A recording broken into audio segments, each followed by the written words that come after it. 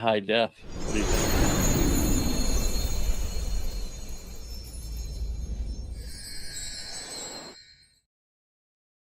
Welcome to Eye on the Illini. This is Mike Kegley here with Brad Sturdy, Edric Brent. Brad, I'm going to say something that will annoy Illini fans, but I got to say it. This Illinois team has lost 4 Big Ten games by a whopping 9 points. 3 in overtime, 1 on a last-second shot. So the weaknesses of this team have been apparent the whole season. Why, after this loss at UCLA, which was not a good one, why should we just pack it in and assume that this team's going to suck in the NCAAs now? Because that's what we do, right? I mean, that's what fans do. They lose their minds. No, it's you're exactly right, Mike. And you think about this, like they've had despite their inadequacies, on the defensive end, not being overly athletic, despite the problems they've had, they're still competing to the end in these games. It doesn't road, home, doesn't matter. They're still competing and having a chance to win every game. Now, one argument you could make is that they've really struggled in a lot of close games. They haven't won close games. But they've also basically blitzed people in a lot of games. And really good teams, they've blitzed them. Obviously they won at Purdue, they won at Nebraska, and they won at Iowa. Games that they really had control of, in the second half late, with Nebraska and Iowa. But Purdue, they found a way to win. So I don't know. I just feel like they're fine. I mean, they may not be the best team in the country, but how often does the best team in the country heading into the tournament win the tournament? You know what I mean? It's who gets on a hot run. We know they can get on a run because of what we've seen, right? And I think also the other thing that people discount, Mike, is that it's great to have Kylan Boswell and Andres Stojakovic back. Everybody also still has to find their roles and fill what they're doing. And they had one game where they dominated USC. That's great. And they came out, if you take the first 50 minutes of that trip west, the first 50 minutes were insanely good. They outscored them by 59 points. Those 2 teams in 50 minutes. And then, kind of the wheels fell off. But that's going to happen. I like the way they battled down the stretch. Came back, had the lead. All they got to do is get one stop. So, yeah, it's all part of this. It's part of the process. You're not going to have a perfect season. You don't go 37-2 very often, or 38-1 or whatever. What you're going to do. Maybe they would have got if they win the title game, right? That doesn't happen. So they're still in a good spot to be a 2 seed. 2 seed's pretty good at the NCAA tournament. Ked, should we be panicking because of the UCLA loss? I don't think panic is the right word. I understand the frustrations. I'm going to take a different approach with this. Because of the games and the closeness and the overtime games, the frustration that I've seen, I don't know about you guys, is that their inability to close out games. And obviously all the blame is going to go to Coach Underwood because he's the head coach. But I saw a statistic, I don't know if it's true or not, they have not won an overtime game in 2 years. They've, we can talk about it. I think it's not a compliment that they've lost these games this close this year, 3 overtime games, I believe. You need to win some of those. And I think the worst one of all of them, out of all the overtime games, it was last weekend. It was the UCLA game. And having time, sat and thought about it, different things that I thought you could have done differently. And that doesn't make it easy because it's after the fact. One of the things I've talked about, actually, I've talked to a couple of coaches. One of the coaches, which I kind of like this one. One of the coaches said, because it was only 4 or 5 seconds on the clock. I think, the 3 of us, we talked about, with Ben Humer could have pressured the ball. One coach made a comment to me, 2-2-1, 1-2-2 press, because then there's no way he could dribble the ball off the court in that length of time. He'd have to pass the ball to somebody. If you go man to man, you run the risk of a foul. If you put Ben Humer on the ball, he or whoever you put on the ball, they may not keep up with him because this kid, from giving him credit, He's one of the fastest kids in college basketball. Brad mentioned that the last time. A lot of people thought, and I don't like this one, putting a big man on the top. I think that's kind of overrated in that situation because it's a desperate to get the ball in bounds. Looking back at it, I would have done the zone press. I wouldn't have done a man. But I think Mike and Brad, from my perspective, fans are sick of seeing these games. Some of these games you need to win. I think the biggest statement, they want adjustments. They want to see adjustments made. And I don't know if they've seen those because and all those games are lost differently. They're not lost the same. There's as a matter of fact, Keaton Wagner had a shot and Michigan State could have won and he threw the ball out to Zonomir. They want to see imagination. They want to see things done differently from an X's and O standpoint, not just the same thing. And I have to be honest with you, and you guys may totally disagree. I'm on board with that because you have to do something. My last comment is you go back to the game, it was 91-90, and I mentioned this the last time. When you call timeout, you did nothing different.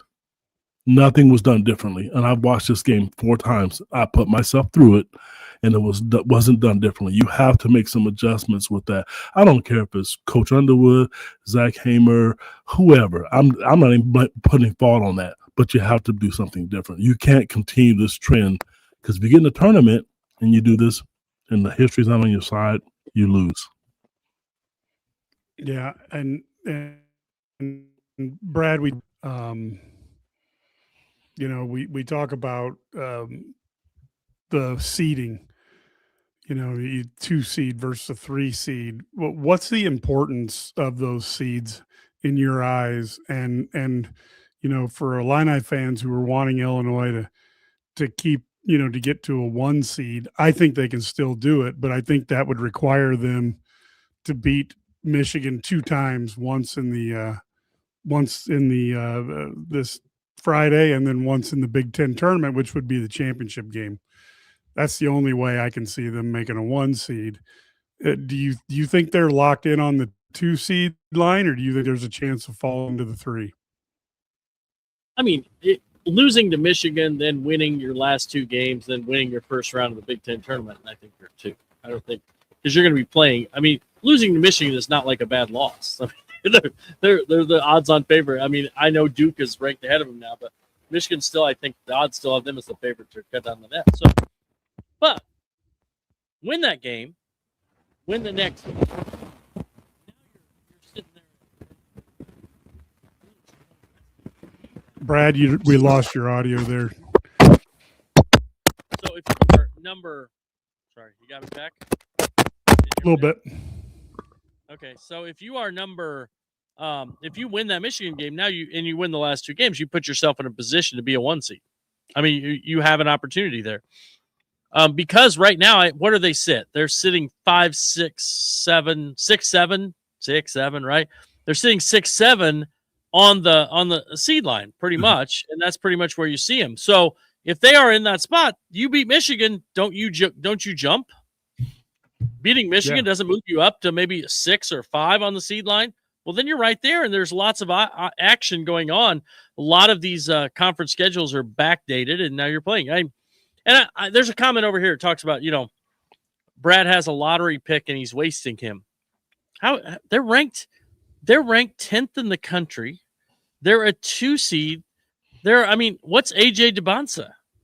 I mean, isn't he's the number 2 pick? What's Darren Peterson? He's the number 1 pick. Those guys are ranked behind Illinois. How is he wasting him? I don't understand the logic. Please explain. I think the frustration with them, I think they want more. And Brad, you know that. They want more. And that's a very good analogy on your part. I think they're just, I think they're tired. Last Saturday was tough. It was a tough loss to swallow. I think people are still mad about it and upset about it. And you're right. You could look at the alternative because, BYU paid all this money to get those players and Illinois is ahead of them. Mike asked about the seeding. I agree with you. I don't think there's a possible chance in hell they're going to get a 1 seed even if they beat Michigan. I just don't, because I think the committee or the way the seedings are set, I think they got their mind set up. I think the best they can do is a 2. If they screw up, they can get a 3. They won't drop below the 3 line. So Ken, I got to ask, who's the 4th one? See, and that's debatable. Okay, so that's debatable. Like the other night, I saw this. I want to put Iowa State got put up there, and I think they put up there because they just beat. It was Houston, I think.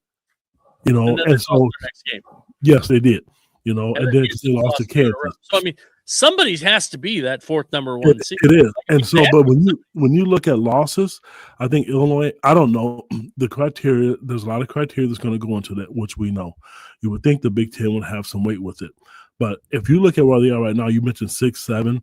They have Purdue ahead of them, and I don't see how that's possible either. Because I was looking the other day, when you look at their schedule, other than Alabama, who do they really beat? You know, Illinois has Texas Tech. They have Tennessee. You know, they have Purdue. They have Nebraska. You look at Purdue's schedule, you tell me who on that schedule, out of conference and in conference, why are they ahead of Illinois? So I don't know, Brad. It just seems like Illinois is stuck on that 2 line. I think I'll tell you what, I think if they beat Michigan, win the 2 games, win the Big Ten tournament, that's definitely a possibility. I don't think they're interested in seeing them. We can talk about them winning it all. I don't think the committee's going to do that unless they win the Big Ten tournament. That's just my opinion. Somebody has to be that fourth number one seed. We've seen Houston since those seedings came out, on last Saturday, where Illinois was the 7 seed overall. We've seen Houston lose to Arizona and Kansas. They've lost twice since that happened. We've seen, Michigan lose, obviously. We've seen Iowa State. They lost on the next game they played to BYU. And there's still tough games going up. Iowa State still plays Texas Tech and at Arizona. There's a lot of difficult games going on. And so it's tough. I mean, and then we've got, Michigan State at Purdue. That's going to be interesting tonight. And so that's Purdue's opportunity maybe to move there. I don't know. I just feel like it's there. If you win out and you're 25-6, you win your 28-6, and you are 16-4 in the Big Ten with all those quad 1 and A wins that they're going to have, man, I find it hard. I don't know if anybody, they're at least the top 2 seed as you look at that. I mean, everybody's got Florida up there. They have 6 losses too, and they, they obviously, you look at Florida, they lost to Duke. They lost to Arizona, but what are their big wins? Tennessee, Vanderbilt used to be a big win. I don't know if it is anymore, but yeah, I don't know. There's just a lot of teams on that line that I think that it's going to play out how it plays out here. I mean, whoever wins down the stretch, maybe it's Connecticut, but again, Connecticut beat Illinois. But now the Big East is so bad. I don't know. They don't have a lot of quality wins either. So I guess we'll see. It'll be fun though. I'd like to win out and see what happens. Hey, Mike, St. Dominic had a good question. I don't know if you were going to mention this tonight at all. I'm really curious to hear what you guys think. This is a tough year for that award to me, I think. For which award are you talking about? The freshman He's of the year? Freshman of the year, Or the possible player Big of the Ten. year? Both. I mean, like he'll win freshman of the year. That's not debatable. The player of the year, I think, is tough. I don't. The guy who I think this still makes no sense to me. So that? Bill Self sucks too. Then, according to him, Bill Self sucks. Bill Self, terrible coach because he's lost to bad teams this year. He lost to Cincinnati at home last Saturday with Darren Peterson. I don't know. Kind of with Darren Peterson. He played that game, did he? I mean, so that's my thing. It doesn't make sense. Like it makes no sense. And people say they want more. People want them to win in March is what they want. Yeah. You can't win in March until it's March. And you got to get there too. But I mean, yeah, exactly. I mean, I don't understand that. I mean, if you want to say Big Ten freshman, I thought Kofi was a pretty good freshman. I don't know. I think, so I don't know. I don't know.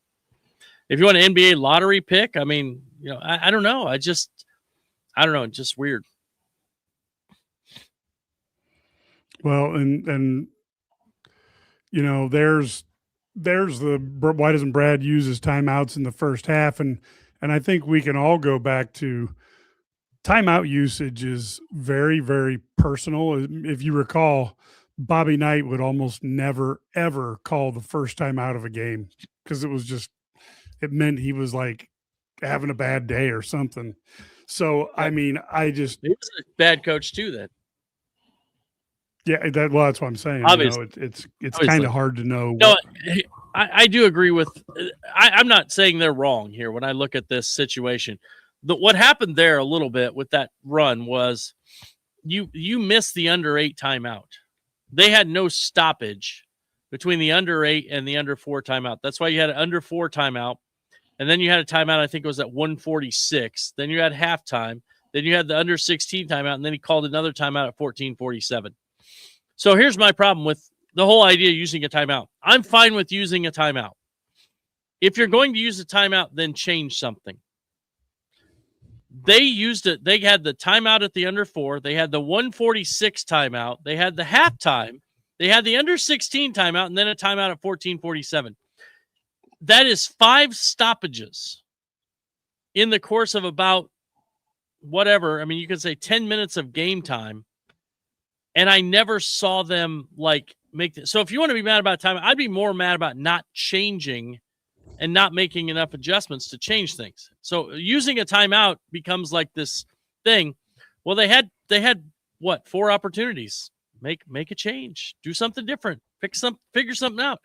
So my thought is, if none of those timeouts made a difference to stop the run, why would one more have made the difference?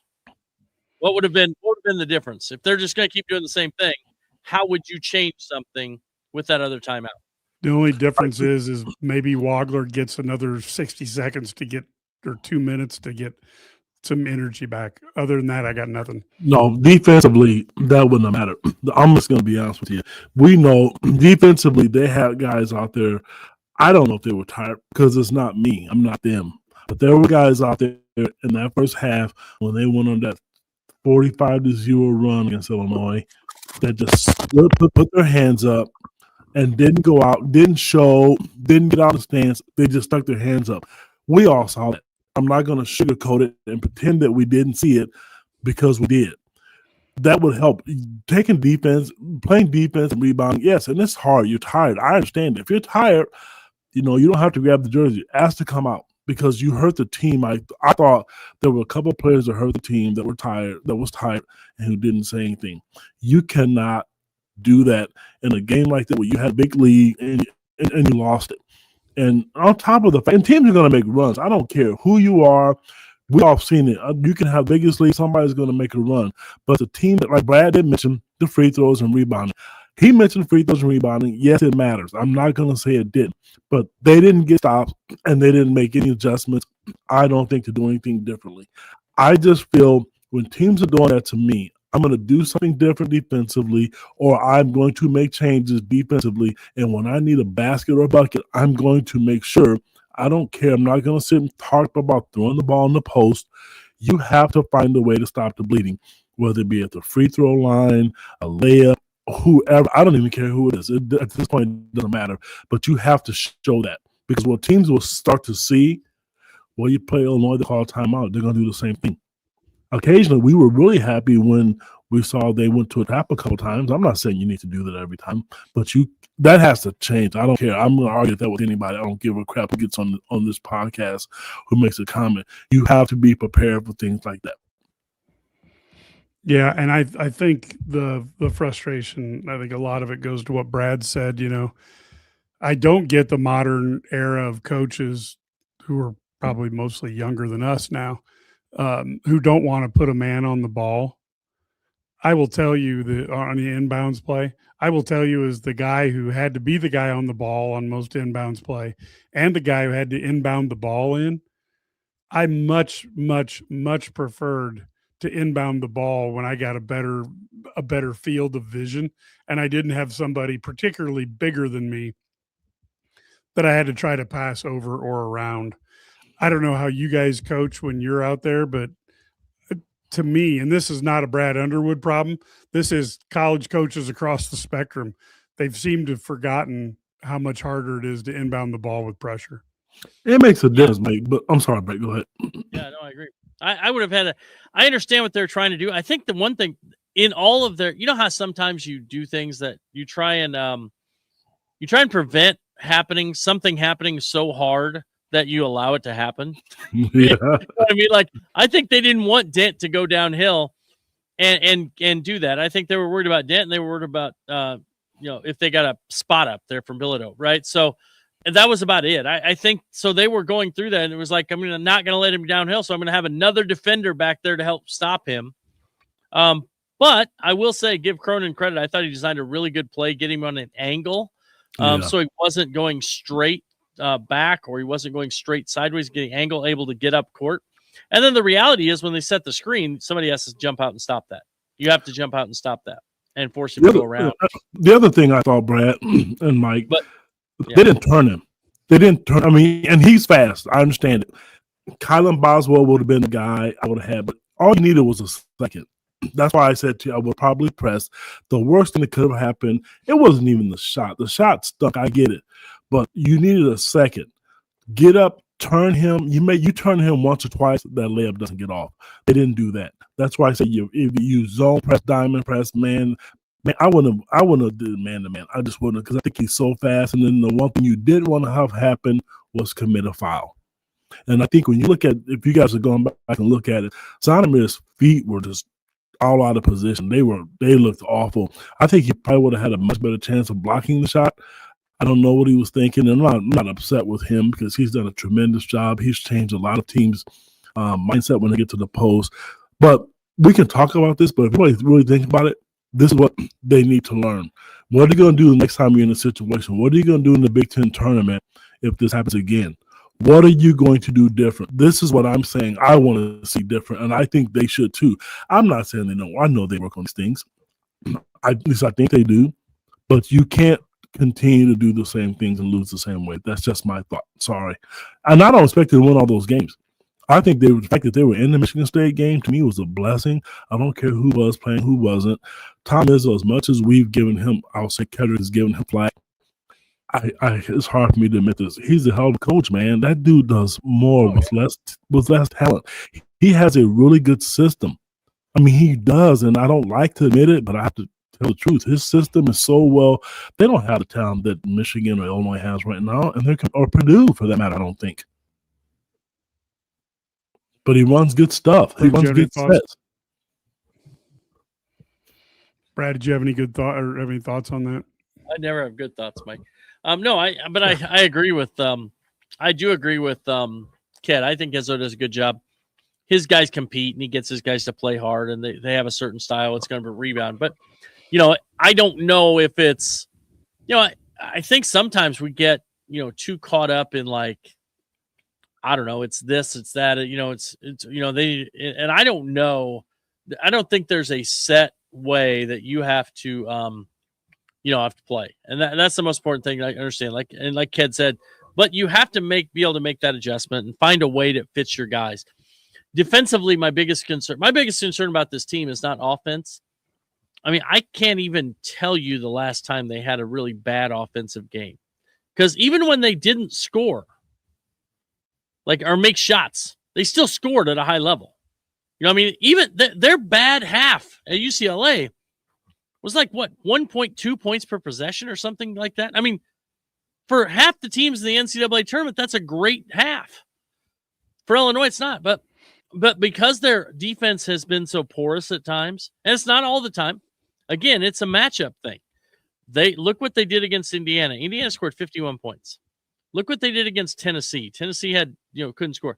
The teams that give them trouble, and they've shown flashes of doing it better, but the teams that give them trouble are teams that can really space the floor, spread them out, and then they have a guard who can attack downhill, but they have bigs who keep the other Illinois bigs, out of the lane. And so now you can do things, and they force Illinois to play zone. You got 5 shooters on the floor. It's really hard to guard. I mean, and that's been, that's kind of the premise of the Illinois offense, though, too, right? I mean, that's what they do. They spread you out and they attack. So it's one of those things. I don't think it's going to change. I don't think suddenly they're going to become a great defensive team, but that's where matchups are really going to matter in the NCAA tournament. When we look at how teams match up and what happens, that's a big part of it. And, I think the other thing is that if they do shoot the ball well, they win. I mean, I don't even know. I mean, it's pretty simple. If they shoot the ball well, they're going to win. Now, they can win without shooting the ball well, But when they win, when they shoot the ball well, they're going to win. If they shoot the ball well against Michigan, they're probably going to win. Okay, I want to comment. Okay, I'm glad you ended with that. I agree with that 90%, and that's a pretty high percentage. I think if they shoot the ball well, they can beat anybody in the country, but I don't know if they're going to do that all the time. I don't know if they're going to win if they don't shoot the ball well. And the reason I say that, look how well they shot the ball in the first half, and then they couldn't put it in the ocean, and then they lost. So that's my concern, because I do think, and you mentioned the tournament, I don't know who's going to win it, and there's no teams out there that are invincible. I think the two toughest teams, I'm not saying they're the best, is probably Michigan and Arizona. Those are two teams I would not want to face on a neutral court. I don't care if Duke beat them last week. I really don't care. Could care less about that. I don't want to play Duke because I think they get the benefit of a lot of calls sometimes, and I thought I saw it against Michigan, so Illinois wasn't playing. But I think those teams are tough, and anybody else can be beaten. And do you look at all these upsets that's happened in the last couple of weeks, guys? It's going to be a great tournament. I've said this before. I think the days of the Cinderellas, I think they're done for a while because of the NIL. I think those players are now on different rosters. The players who are great players, they leave. So I think, we didn't have a Cinderella story last year, which makes the tournament fun. But I think matchups is going to be key. What seed Illinois gets, I don't think it matters where they play. Illinois plays better on the road, I think, personally, sometimes. I mean, I wish the Michigan game was kind of on the road, to tell you the truth, because they do play better. I think they're more focused. But having said that, it's going to be a great tournament. I just don't want to see Illinois get beat in the first round like they did in 21 when they were number one seed when they had Ion Kofi. I don't want to see that. This team deserves to at least get to a Sweet 16 or Final 8. I mean, I really think they deserve to be in that position, but you got to make the adjustment. You got to make – there's no sense in trying to change who you are now, but you got to make adjustments because the team's not going to be more athletic. They're not going to be more quicker, less quicker, faster, whatever. It's not changing.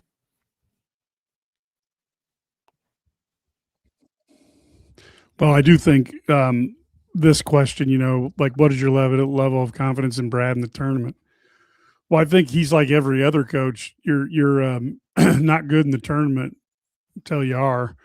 Lou Henson, we had to hear for a decade that he couldn't coach, and then they went to the Final Four, and you worried about like I said, that knee injury to Lowell Hamilton. You wonder what would have happened without that.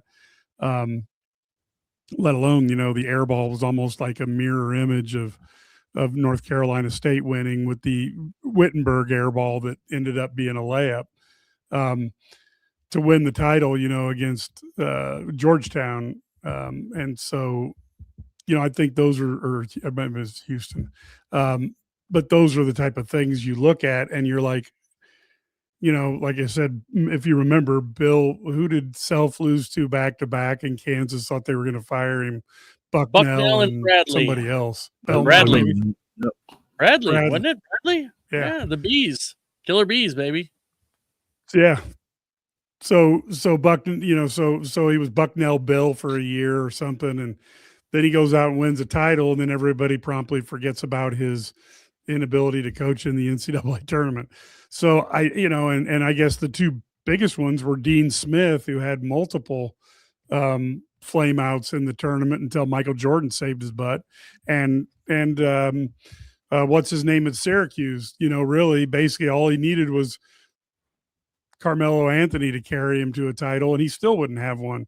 So yeah, I don't know. It's really hard to know, and you can't tell me Steve Fisher was a better coach than Lou Henson. But I think a lot of the guys, I know people don't want his. I think a lot of it's, you have to have some luck. You just have to have some luck. You have to have things go your way.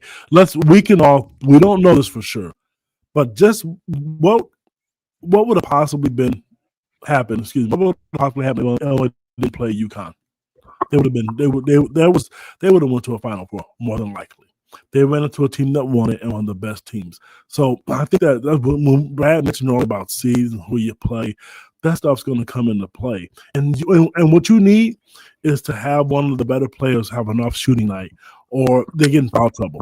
Something like that matters. When you look at the Final Four run in '89 they had, you could go back to a number of things that really went their way. Look at the 2005 team when they were down in Arizona. Come on. You know what I'm saying? Those are things that you have to have go your way. I think this team is good enough to go to a Final Four, but the luck, the adjustments, the 50-50 balls, and I don't know if Brad, you mentioned it or not, somebody else did, but I think it was you, Sturdy. It's really weird when Markovic doesn't play well, this team loses all the time. Have you guys noticed that? Oh yeah, they're. I think I have that stat where they've only lost one game when he's had an offensive rating over 100. That was Michigan State when Wagler couldn't throw it in the ocean.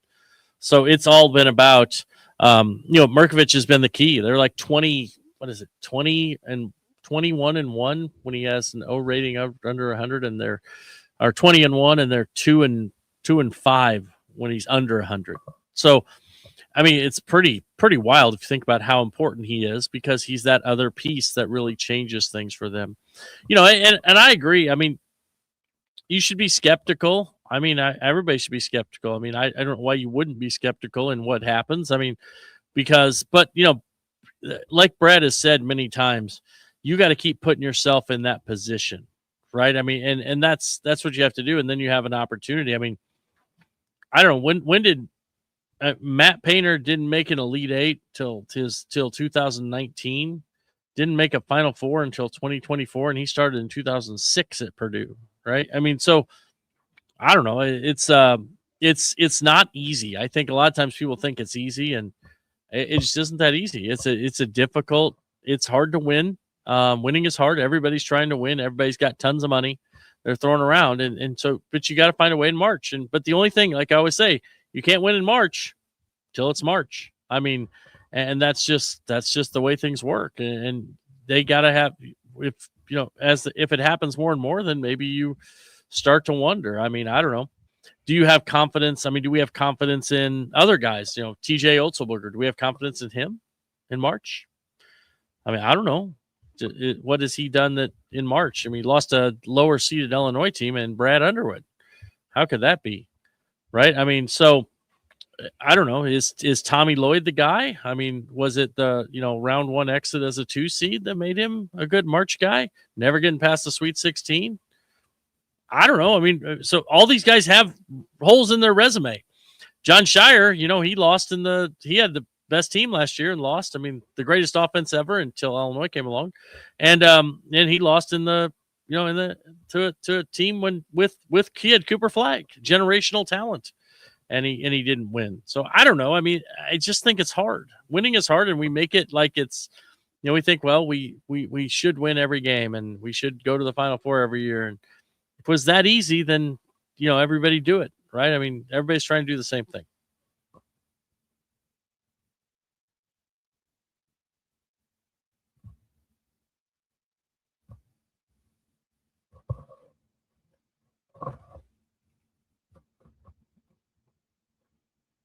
I can't.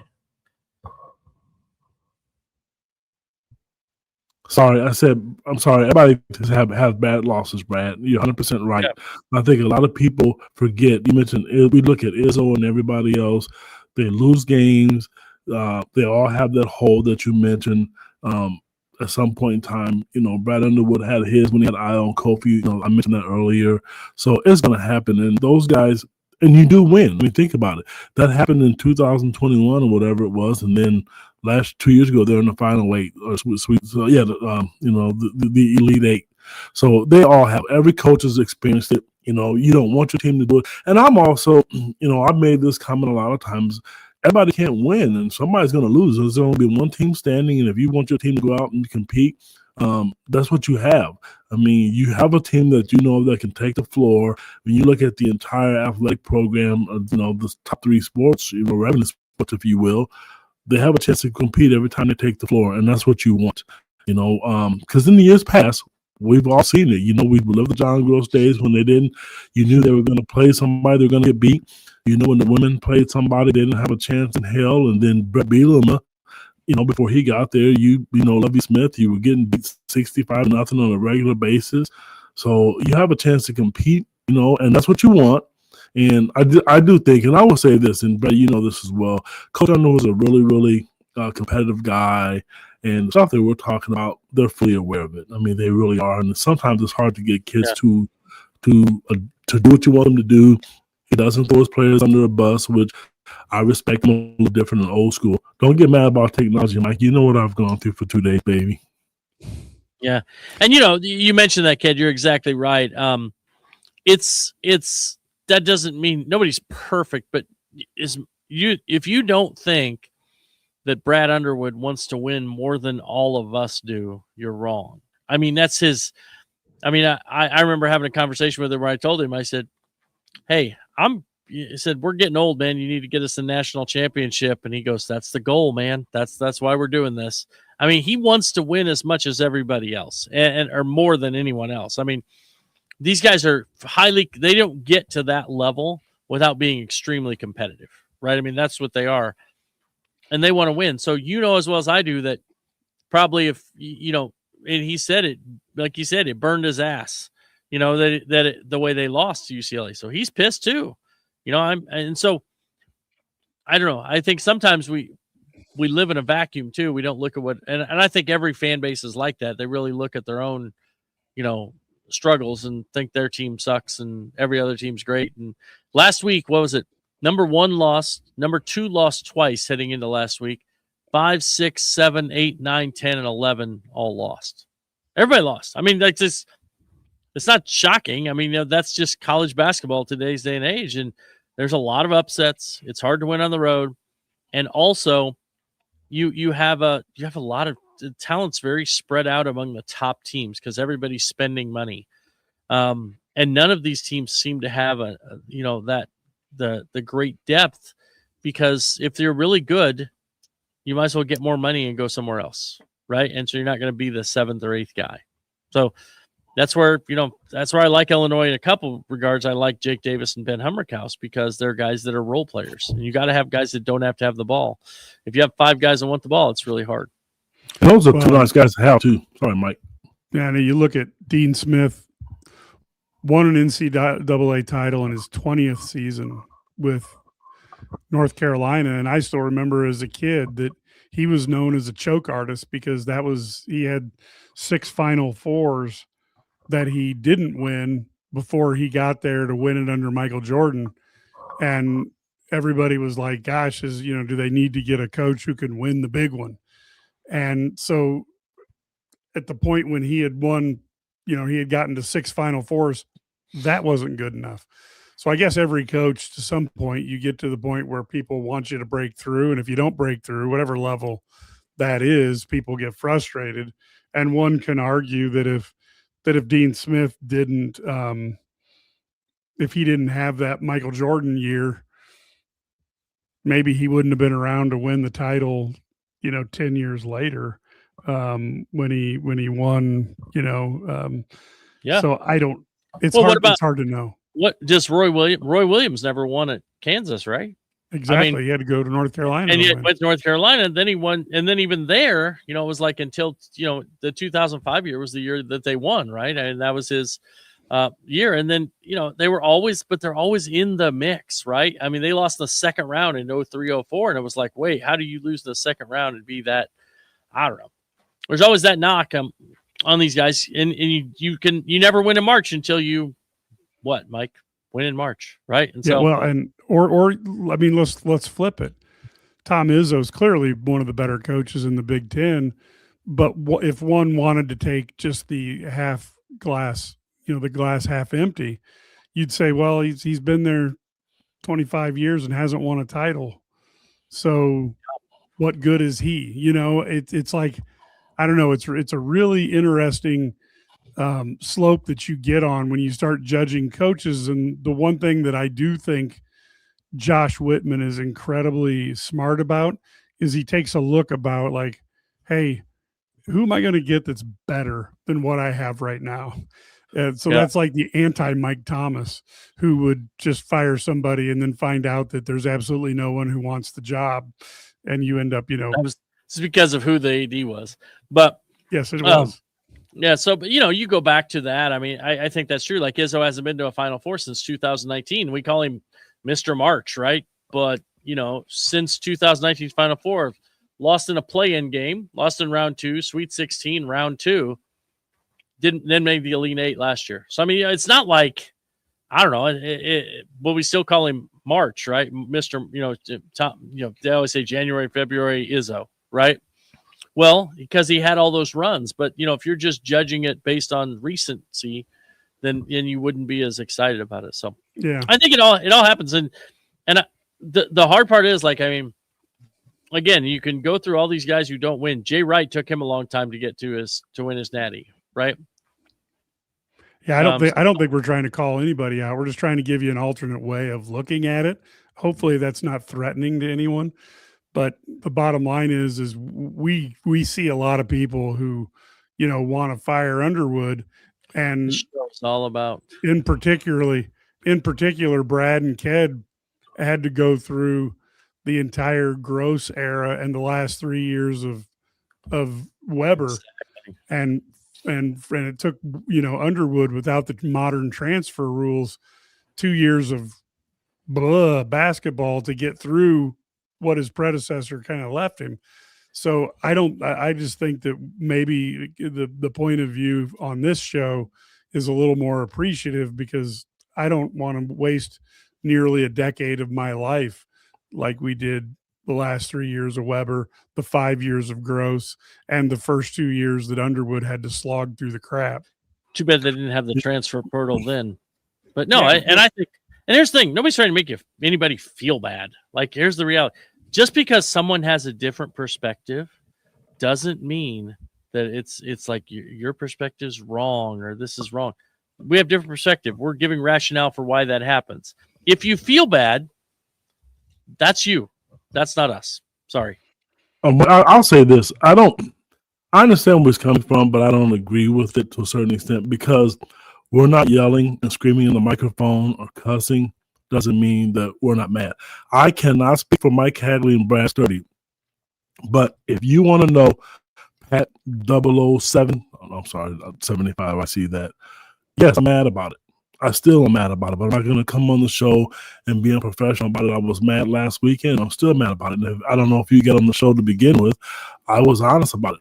There needs to be some adjustments, but I'm not going to sit here and cuss and speak loud in the microphone and, rant and rave about it. Yeah, I'm upset. I want to see things done differently. I've said that, and people should be. I mean, I want to hear it. Honestly, I really, really want to hear what you guys have to say. I'm not mad at it. I'm not going to shoot anybody down, because out of the three people on this podcast, I'm probably, I don't want to use the word negative, but probably the most opinionated of the three of us. So, but that doesn't mean that I need to browbeat somebody and make them feel like trash because of it. I do want to see some changes. People should have it. That's why you're on here. We're not trying to make money to where you think, okay, we just want to say the right thing and make people happy. Say what you got to say and back your points up. And I like Jay's point. The winning 6 in a row is tough, and only one team every year does it. Yes. Thank you. And when you look at the odds of a single elimination, like, I would like Illinois' chances a lot better if every time was a 7-game series, because there aren't many teams that are going to beat Illinois 4 out of 7 games. Right. So I would much prefer to have a series, but unfortunately we'd be here until, actually it'd be fun. We'd be here till August. And this one I do agree with. I would like to see Illinois fast break a little more often. I'm not certain if everybody on the team would actually get to the end of the court. They might still be back on defense. At least they'd have somebody back on defense. I do agree. Wagler, Boswell, and Stojakovic could do really well on the fast break. You should utilize that with those guys. And I think Zonomer can run back. I think those guys, you could do that. And you know what? Ben, he's quick enough to do it. Yeah. I don't think the one thing about fast break is, as I agree with you, I'd like to see them take opportunities when they're there. And take advantage of things. The problem was, like, during that UCLA run, that game got really fast paced. Then you don't need to do that. Yeah. And that's the thing. They that was the hard part of turning it back. Think about how many pull up threes we had. Like, there were 3 no pass threes in almost Boswell took one that was just wildly bad. If you're big guys, we've talked about Tommy is not the fastest human being alive. And he's not going to be down there to rebound. Merkovich is not the fastest human being alive. They're not down there then to go to the offensive glass And so it makes it tough. One of your biggest strengths is your offensive rebounding. So if you take a quick shot, especially a quick three, that's tough. Now, if it's Davis or Humrickhouse coming down in transition, your guys are shooting whatever, maybe. But I still would like to see him get to the rim in transition. That's why I love Stojakovic getting the ball down the floor. I like Boswell getting to the rim in transition, as opposed to just settling for threes. Are you saying, and I want to make sure I get this on record, are you saying that if we had Randy Moss race against Merkovich, that you're picking Randy Moss? I am. I know that's a shocker, but I would. Yeah. Wow. So we are actually. Here's the thing. I'm not sure that I wouldn't pick Ked. And so. Okay. Here's the question. St. Dominic's. And I got to give him credit. He waited 45 minutes to get this out there, because he could have done this in the first minute. Yeah, I think this is an interesting question. So if they lose, I don't think he's on the hot seat. But I do think that they have to have some success in the tournament. I mean, now my idea of success is making the Sweet 16. If you make the Sweet 16 consistently, you're putting yourself in a position. Now, and I think we got to look at kind of what's our long-term thing. What's this, Brad's 9th year, correct? Yep. 1 year they didn't get a tournament, so whatever. But so if you in every 10 years, if you can make a Final Four, if you can make the Sweet 16 half the time, and maybe we don't even count those first 3 years, because 2 years there was makeup, and then the third year they didn't have a tournament. But so you want to make the Sweet 16, you want to have opportunities. So everything after that is hard, right? But yeah, I mean, I think if you consistently don't make it out of the first round, you're almost like, how do we say it? It's like not making the Sweet 16. I feel like Weber was a little bit like this, Bruce Weber, where it was almost like purgatory. We're just good enough not to make the Sweet 16. You know what I mean? Like after 2005. Obviously in 2005 they were good. And 2004 they made the Sweet 16, made the Final Four national championship game.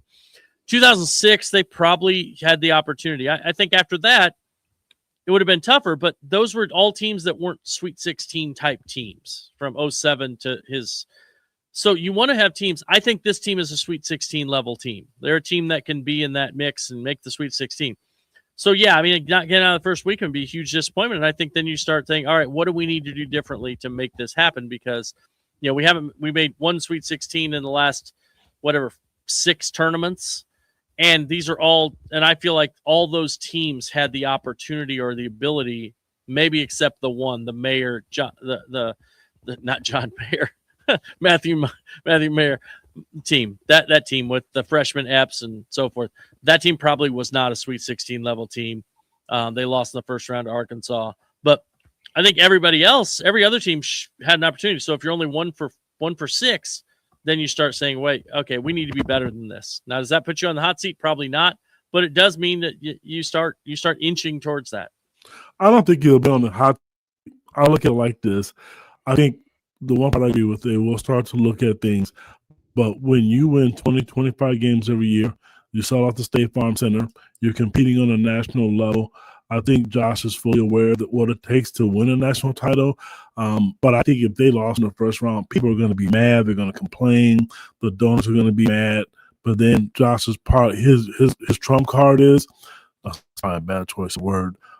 His card that he can go to is, what was it like before I got here? Because he talked about what it was like when he was in college and how much he liked it, the atmosphere. The State Farm Center is sold out all the time. People travel. Look at the USC game. Look at the UCLA game. I remember a couple of years ago when they went to UCLA in that tournament and Terrence Shannon's junior year, place was full of Illinois fans. So I don't think it's on a hot seat. Is it going to make people mad? Yes. I mean, I would be upset. I'm still upset about losing, but I don't think he's going to be on the hot seat. I don't even know if there'll be a conversation had. I said that, but I don't know if it will be, because I think Brad is fully aware of what it takes to get there. He's been there before, not a Final Four, but I'm not going to judge him. I don't want to lose sight of what Brad said earlier. You look at every coach that we all think that who are the best coaches in the game. Coach K is everybody's go-to guy I don't have the numbers in front of me, but I can assure you he's had a lot of first and second round losses as well to bad teams like Bill Self, like Tom Izzo, whoever you want to name, Roy Williams. They all, Mike, you just mentioned Dean Smith. They've all had them. Matt Painter and Virginia Tony Bennett. Yeah, exactly. Here's one I think about the defense. I don't know if you want to trap too often. Trap is a double-edged sword, but I do like the idea, and I know I'm the minority on this. I do like the idea of playing a little bit of zone. If you want to watch a really good video, watch Brad Underwood when he was at South Carolina. His 3-2 zone video that's on YouTube. I use that to coach my teams in playing a 3-2. The zone defense is a challenge because once you figure out what Boeheim did and you realize that whatever zone you're in, the guy who's on the ball has to play like a crazy ass man-to-man because you have to prevent the ball from having the easy skip pass. Once you figure that out and you can iron out your rotations, zones are pretty good, but today's shooters are also designed to blow apart a zone. Yeah. So it's a double-edged sword, but if you have a smart team with high basketball IQ, which Illinois does part of the game, it would – I think there's times that they could use a few different zones to throw off the look. I agree, don't think Mike. it can be your backbone anymore. No, but I agree with you. They've done that a lot this year, right? Yeah. I love that he mentioned USC. They mentioned USC game where they did the little half-court trap, things like that. I don't think they can do that consistently, but they can do that at times. Now, I think the problem at UCLA, they were so afraid of the quickness of Dent. And they were also for good reason. Yeah, he is quick. Yeah. But I think they were a little afraid of them. And then the other thing, Bilodeau is the best shooting big man in the country, and I think that scared them a little bit by giving up some options. But I think more than anything, defensively, I mean, obviously there were issues, all these things. A lot of it was not execution. Like, if Bilodeau's got the ball, Z, who is the longest player except for Mara in the Big Ten, just stood and looked at him and let him line up a three and shoot it and didn't even come out.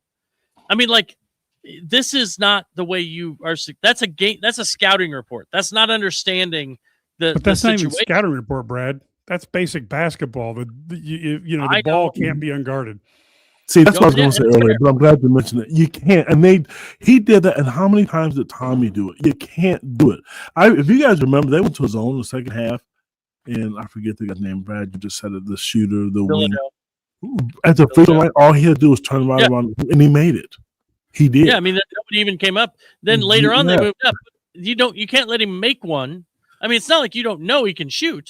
Like, I mean, it's not like some kid who comes off the bench with his Rec Specs goggles on, and you're trying to figure out, you don't know who he is, and you say, all right, let's see if we can make one. No, this guy's shooting 45% from three. Yes, he is. And I'm thinking there's no way. Yes, he was the one guy. I think they try. I'll tell you what, Mike, I like the zone, but I'm not a fan of it like I used to be. And this is me, I guess, evolving with the times. Back in the day, it was good. I look at the offenses that these teams run against zones. It's good, man, and you get lips out of it. Back in the day when we played, you never got to the paint in the zone. Now there's so many offenses. I mean, like, I know we're talking men's basketball, but Shauna Green does this thing where, like, her big will screen if it's a 2-3 zone, she will send a person off the middle, off the back, and her big will screen for an easy layup for Barry Wallace. I didn't see that back in the day, and I'm talking high school or colleges. So that's why you don't see a lot of teams play it anymore. And like you mentioned, teams are better shooters. They're picking the 2-3 zone on the wing. It's just so many more options on. But what I would like to see, I think it is hard. I think a really, really good matchup zone would be tough. Here's what I'll do. This is me as a coach. I'm Brad Underwood. I'm calling John behind. I'm going to send my defensive coach out with you. I'm going to come out with you, and we're going to sit with you for a week or two, and then you're going to teach us this matchup zone. That matchup zone was tough.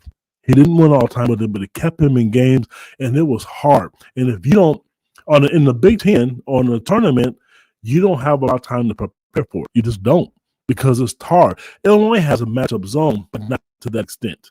I would like to see things like that done personally. Those are things I talked about doing different, but I will say this and I'll be done. My biggest thing is I want to see changes if there's to stop bleeding and some different imaginations out of a timeout instead of just saying timeout, catch your breath, we got to go rebound or we have to lock out or this possession. I want to see somebody take that clipboard, and anybody follows me on Twitter, I will show multiple coaches or assistant coaches who are doing it. Take the time in the off season and spend the time and force yourself. What do we do if we're down by one? What do we do if a team's doing this? What are you going to do differently? I think personally, that would get them over in a lot of games. I really think it would, because I think the talent is there, fellas.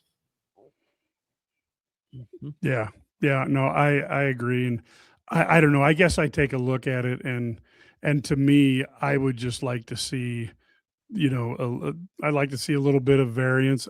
I do think that you as a coach, if you don't coach attacking the ball, even though you're in a zone, you're gonna die, because and once coaches figure that out, their teams play much better zones. But again, the thing I get a kick out of is when people talk about like 80s basketball versus today. The shooting is just so different, and what these guys can do to you from a lot. Look at Keaton Wagler. He's shooting threes from further out than Trent Tucker did at Minnesota back in the 80s, when everybody thought Trent Tucker was amazing, and hitting a significantly higher percentage. I mean, they can shoot you out of zones pretty darn quick if you're not just going Captain Insane on the ball. Yeah, I think you're right, Mike. But the one thing you got to do is you got to play it. I think if you play it sporadically, I agree, it makes it harder, because they get in their sets later. Everything moves a little, and with the shot clock, it's different too. So yeah, it's fun. There's a lot. But I totally agree. I don't care. Even if you just play man to man, you have to vary your defense. You can't do the same thing every time against every time. Yeah, it doesn't work. No, that's good. Recruiting wise, anything on the recruiting front that we've put out there a few days ago on the Illini guys? Well, Ked talked to Jackson Davis' dad, right? Didn't you talk to Brian? Yeah, I tell you what was cool about that with Jackson Davis, and I didn't realize the dad I put on our message board. I mean, he contacted me again, and we played linebacker at Illinois. We have a big debate on our message board, so if you guys want to see what the debate is, come join us. I'm gonna not share everything on there. I'm a big fan of that kid. I think that kid's talented. There was some debate about his size and all those kind of things, but I think, and I don't know what the coaches are thinking about it. You get a kid like that, this kid is putting up 40, 50 points a game. He is really athletic. He's a left-handed kid. I like his game, and I tell you what, I talked to his father because he had some success at Illinois. He liked it. He liked his time in Champaign, and he thought it was great. And I think he, and all the fact that Illinois is recruiting his son. But there's always going to be competition with kids like that. And you think about it, Illinois is going to get every kid. I'm not stupid enough to sit and say that. But I really think if this kid has some interest in Illinois, and there's a difference when you talk to a kid or a parent. I can pretty much tell now if they're blowing me off, if they're just saying the politically correct thing. I think when a parent reaches out to me, when I don't have to reach out to them or kid, there's some interest there. And so I like the fact that they're recruiting a kid like this. And I don't care if he's 6 foot or 6'1", the kid can score. Kylan Boswell is not 6'2". Trust me, he's not. He may be listed as 6'2".